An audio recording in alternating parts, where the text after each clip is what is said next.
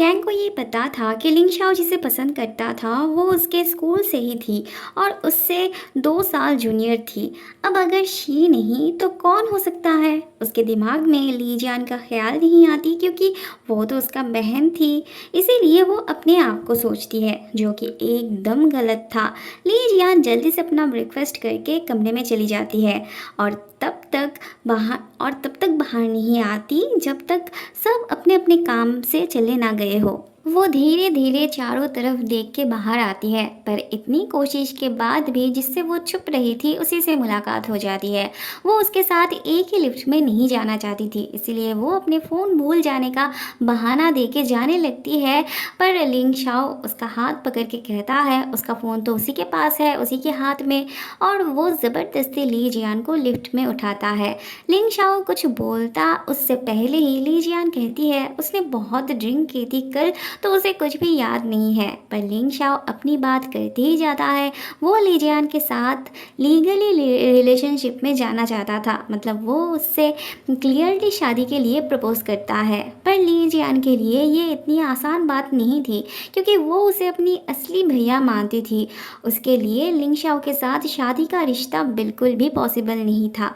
दरवाज़ा खोलते ही ली जियान भाग जाती है। काम पे आके भी ली जियान को बेचैनी सी हो रही थी। वो शी को फ़ोन करती है वापस आने के लिए, पर शी तो खुद ही नहीं आना चाहती थी।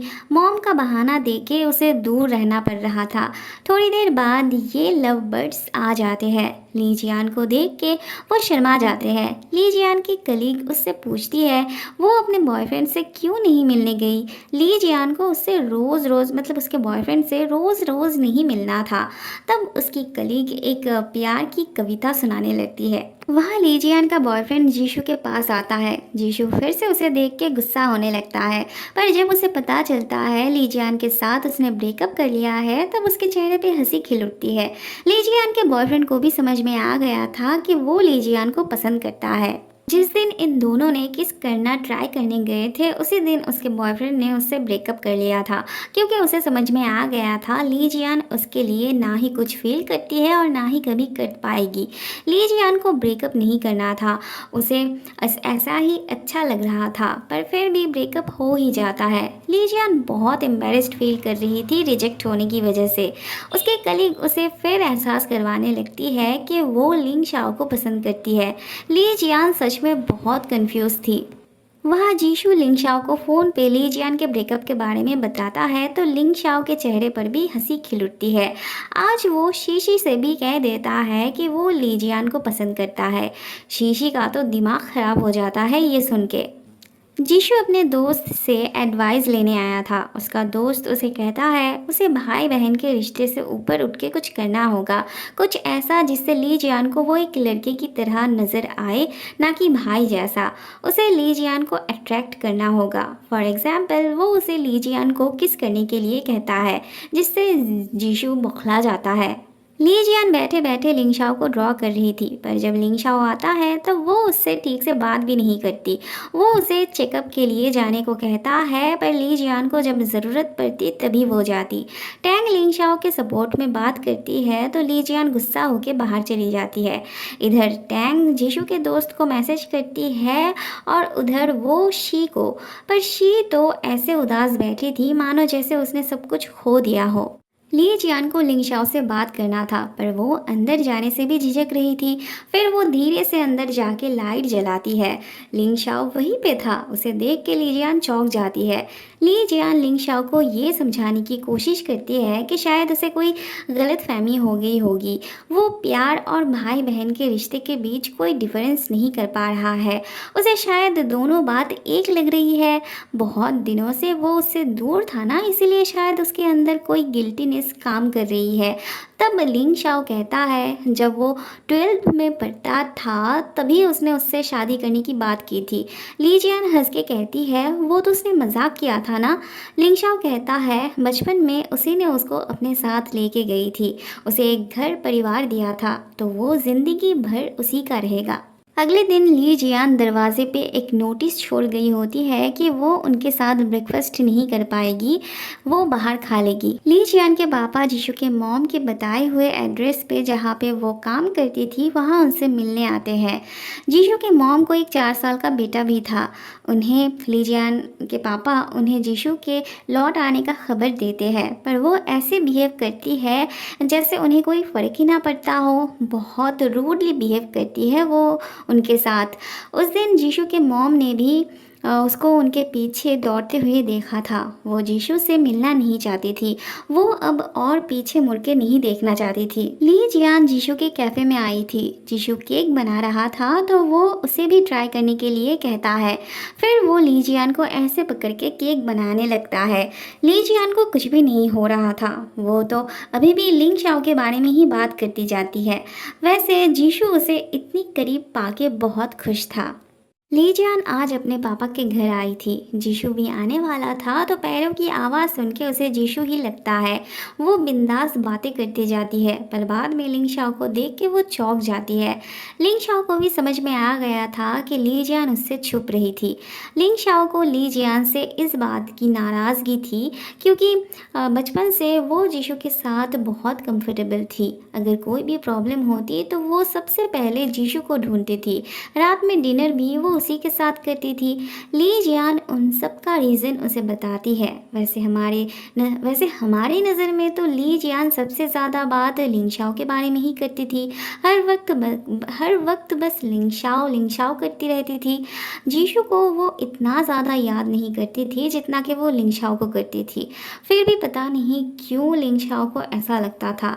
ली जियान भी उसे समझाते समझाते थक जाती है। वह जीशु ली जियान से पहले अपने पापा का परमिशन लेता है इस रिश्ते को आगे बढ़ाने के लिए। वो उन्हें साफ साफ बता देता है कि वो ली जियान से शादी करना चाहता है। ली जियान के पापा को इससे कोई ऐतराज़ नहीं थी।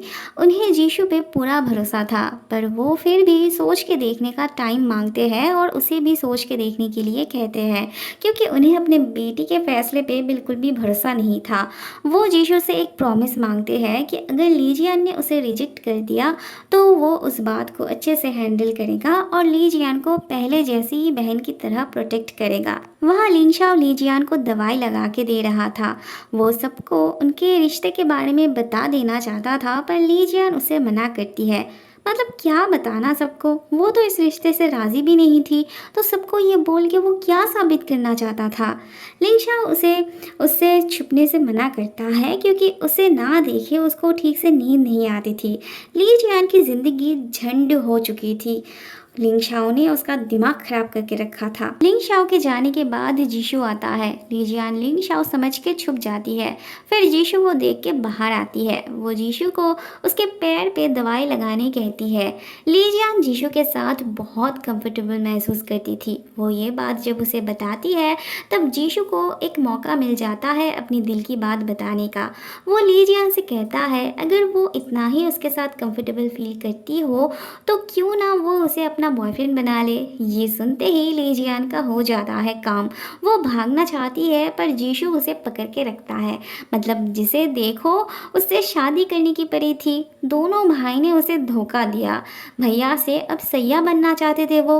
पहले तो ली जियान उसे बहुत मारती है, फिर उसे अपनी पापा की धमकी देती है तो जीशु कहता है उसने पहले ही वो काम निपटा लिया। पापा ने उसे केयरफुली सोच के देखने के लिए कहा। ली जियान को अब किसी पे भरोसा नहीं था। वो एक सावधान वाणी जैसे एक टाइप का कविता सुना के अंदर चली जाती है। रात में किसी को भी नींद नहीं आ रही थी। सब अपने अपने रीजन से परेशान थे। अगले दिन ली जियान सबके उठने से पहले ही चली गई थी। ली जियान के पापा जीशु को उसके मॉम के बारे में सब बता देते हैं। वो उसे उनसे मिलने जाने के लिए कहते हैं। जीशु पूछता है क्या वो उससे मिलना चाहती है, अगर नहीं तो वो क्यों मिलने जाए। लिंग शाओ कहता है उसे ज़रूर मिलने जाना चाहिए, उनसे जवाब मांगने जाना चाहिए। बाद में जीशु सच में अपने मॉम से मिलने आता है, पर वो वहाँ नहीं होती। तो जीशु वहाँ के वर्कर के पास एक एड्रेस लिख के देता है उनसे, मतलब उसके मॉम को देने के लिए। ली जियान बहुत सारी किताब खरीदी थी भैया से सैया टॉपिक को समझने के लिए। उसके कलीग आते ही वो सब छुपा देती है, पर फिर भी एक किताब उनके सामने आ ही जाता है। वो ली जियान को एडवाइस देती है, उसे ये समझने के लिए इन सब चीज़ों की ज़रूरत नहीं है, उसे खुद पता चल जाएगा, वो बस एक बार ट्राई करके देखे। बाद में लिंगशाओ ली जियान को लंच के लिए बुलाने आता है। वो उसके कलीग से या उसकी कलीग लिंगशाओ से ज़्यादा कुछ ना कहे, इसीलिए वो जल्दी से उसे लेके निकलती है। बातों ही बातों में ली जियान के मुंह से निकल जाता है कि वो दोनों उसे एक ही तरह से परेशान करते हैं। तब लिंगशाओ कहता है, दोनों? उसे हमेशा ये याद रखना होगा कि वो दोनों अलग है। जीशु उसका भाई है, बस भाई। लिंगशाओ उसका हाथ मांगता है तो पहले तो वो देना नहीं चाहती, उसके बाद इस सिचुएशन हल्का करने के लिए वो लिंगशाओ का हाथ पकड़ के बच्चों की तरह चलने लगती है। बाद में लीजियान लिंगशाओ का फ़ोन देख रही थी। उसके फ़ोन पे बहुत से लोगों के मैसेज थे, पर वो किसी का मैसेज नहीं देखता था। लीजियान शी का मैसेज देख के उसे पढ़ने के लिए देती है, पर लिंगशाओ उसे पढ़ने के लिए बोलता है। शी ने लिखा था कि उसने उसे लीजियान को किस करते हुए देखा था। वो अपने फीलिंग्स को लेके उसे परेशान किया, जिस वजह से उसे बहुत सॉरी फील हो रही थी।